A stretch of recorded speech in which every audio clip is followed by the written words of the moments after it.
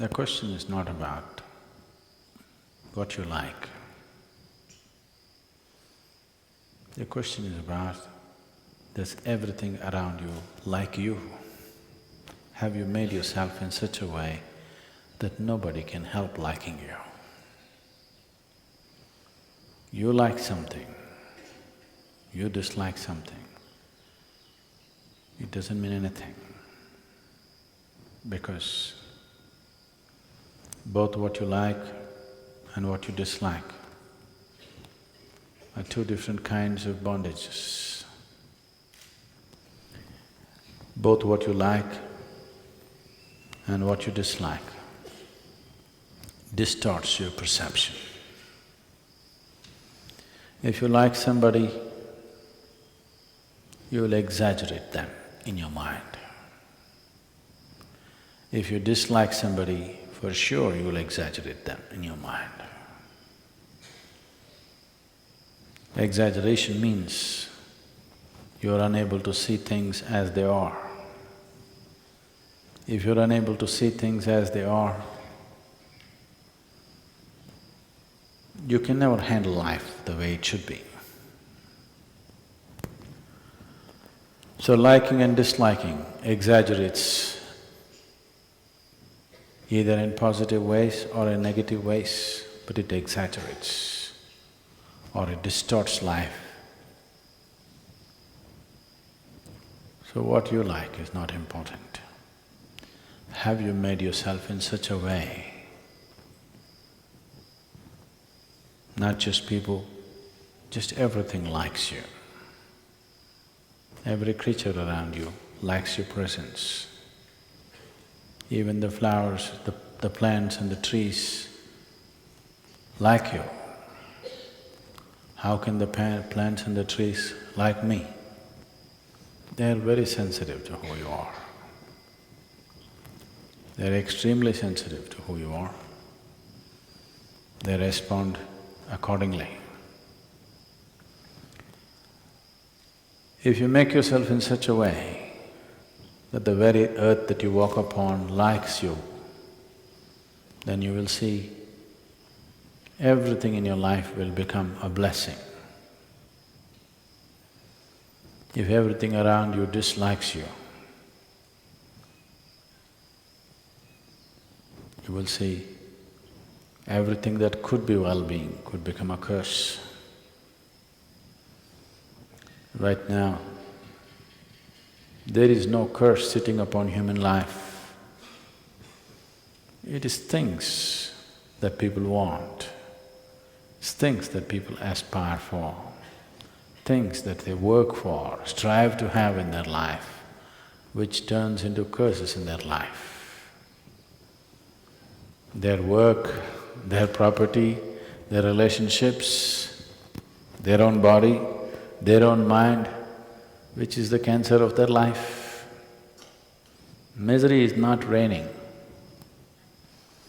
Never is raining misery. It's just that things that you like have become source of misery. If you strive to make yourself in such a way, you cannot be helped. Nobody can help liking you. Life will blossom better. Everything will yield their best to you, not their worst. But if you go by what you like, not always life will yield its best. You may have everything and still have nothing.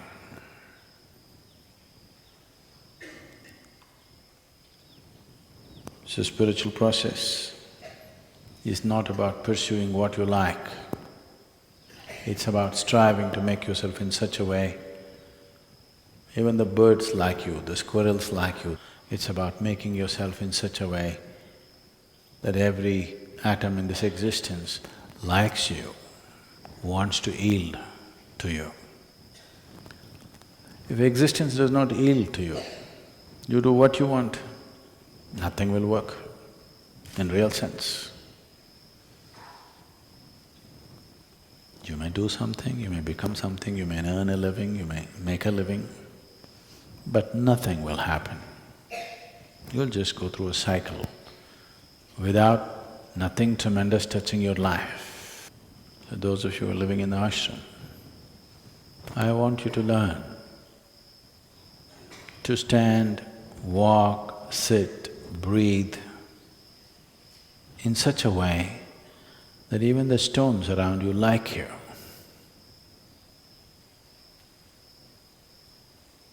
How do I know whether they like me or not?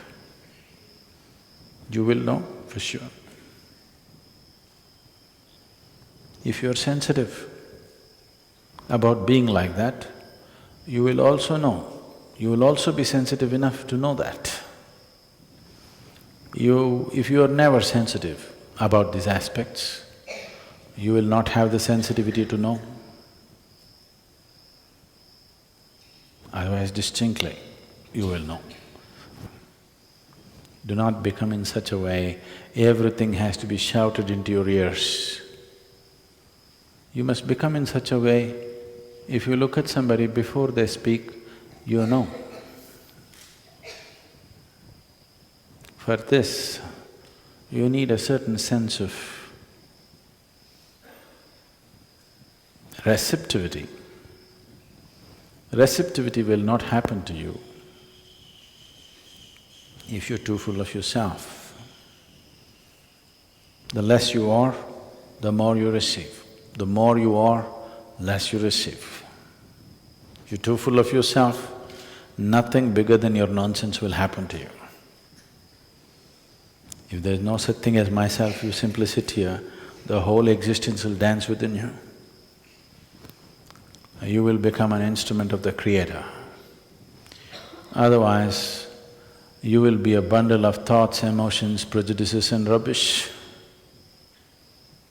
This is the choice every human being has. Either to exist here as a limb of the Creator, as a Ishanga, we're calling them these days, or to exist here as a bundle of thoughts, emotions and nonsense that you have gathered. This choice is available to us every moment of our life, continuously choosing to be like that. If this striving is there, it will deliver you to a different place of gracefulness, where every stone, every pebble, every rock, every tree, every atom in the existence speaks to you in a language that you can know. Otherwise, you are alone in this vast existence, feeling constantly insecure, unstable, psychologically challenged. It's a choice. It is not a gift, it is a choice. One makes the right choice, right things will happen. One makes the wrong choice, wrong things will happen. It's a very fair and just existence, I want you to know. It doesn't spare anybody. It doesn't spare anybody. It's not like a social structure that some people can get away with wrong things. In this existence, it doesn't spare anybody. It doesn't matter who you are. If you jump off the roof, the earth will break your leg. Yes? Raja, Ranka, Fakir, everybody. Nobody is spared. Doesn't matter who you are, no exemptions. And nobody is barred. Anybody who is willing, for everybody the possibility is open. For everybody, the stick is also there. You make the right choices, everything is open. Make the wrong choices, everything will need you in a different way. So if pain comes, suffering comes, misery happens, it's not time to look around. This is always the problem. If you are miserable, you think somebody else need to be fixed. No. If you are miserable, this needs to be fixed, not somebody else. No, I'm miserable, fix the situation for me. No. If you're miserable, who should be fixed? If you are sick, who should be given the medicine? Shall we give it to somebody else when you're sick? If you are hungry, shall we give the food to somebody else? No. It only works if you give it to this, isn't it? If food is like that, medicine is like that, is that not true with every other aspect? That if you are miserable, something else or somebody else need not be fixed, only this one needs to be fixed. Just to understand this simple fact, people take lifetimes. They think something else has to be fixed. On a certain day, Shankaran Pillai went drinking with his friends.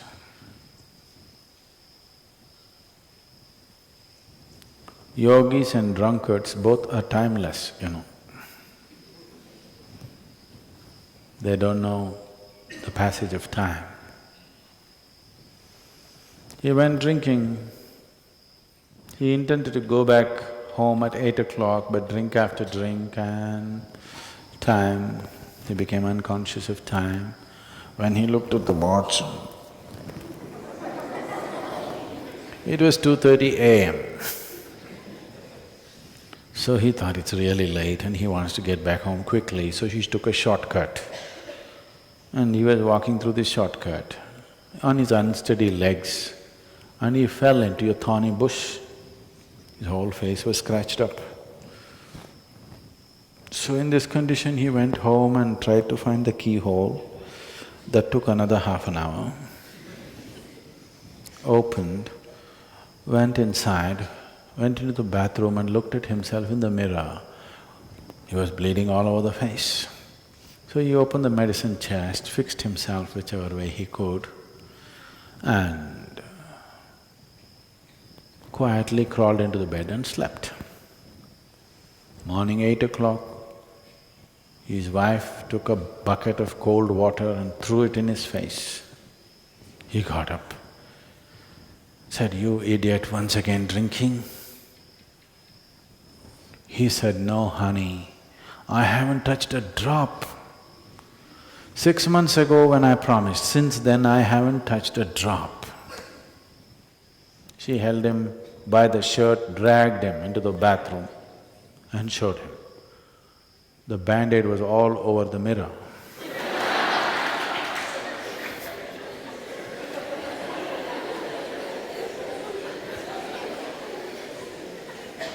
Doesn't work like that. Only somebody who is completely unconscious will do such things. If it's hurting here, you will fix it there, because you're completely unconscious or inebriated. So whenever you're miserable, you want to fix that one and that one and that one. No, this one needs to be fixed. If you put band-aid on the mirror, it doesn't heal your wounds. You have to attend to the wound. And both your miseries and joys are caused from inside, so it needs to be attended here, not somewhere else. The sooner you learn this, the more graceful and wonderful your life will become.